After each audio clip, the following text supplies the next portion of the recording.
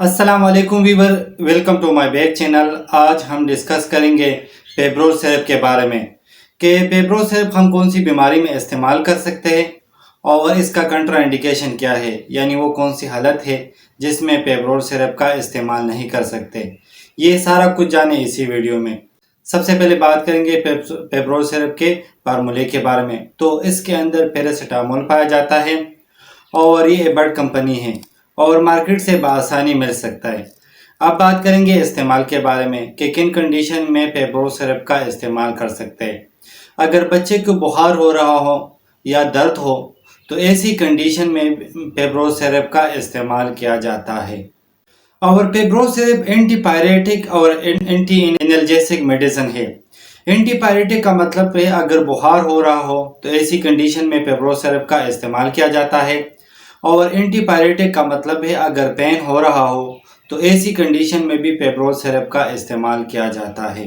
और इसके अलावा बच्चे को चेस्ट इन्फेक्शन हो रहा हो और साथ में फीवर हो तो ऐसी कंडीशन में भी पेब्रोल सिरप का इस्तेमाल किया जाता है।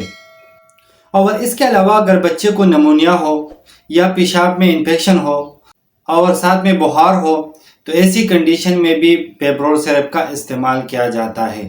और बच्चे का अगर टेम्परेचर 99 फ़ारेनहाइट से ज़्यादा हो तो बच्चे को बुखार है तो ऐसी कंडीशन में पेब्रोल सिरप का इस्तेमाल करना चाहिए। और एक बात याद रखो कि एस्पिरिन टेबलेट का कभी भी बच्चों में इस्तेमाल ना करें, और कोशिश करें कि बच्चों को पैरासीटामोल में कोई भी मेडिसिन, पेप्रोल, कैल्पोल वगैरह कोई भी मेडिसिन हो जो पैरासीटामोल फार्मूला हो तो आप दे सकते हैं। अब बात करेंगे डोसेज यानी तरीक़ा इस्तेमाल। तो हर 4 घंटे के बाद पेब्रोल सिरप दे सकते हैं। According to condition, according to disease दे सकते हैं, लेकिन बेहतर ये कि डॉक्टर की हिदायत के मुताबिक इस्तेमाल करें।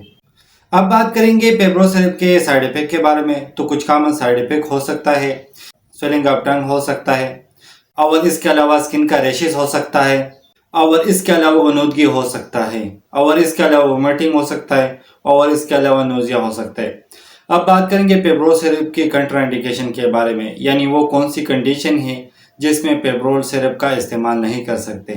तो ऐसे मरीज जिनको पैरासीटामोल पीने से कोई एलर्जी हो तो ऐसी कंडीशन में पैरासीटामोल सिरप का इस्तेमाल ना करें।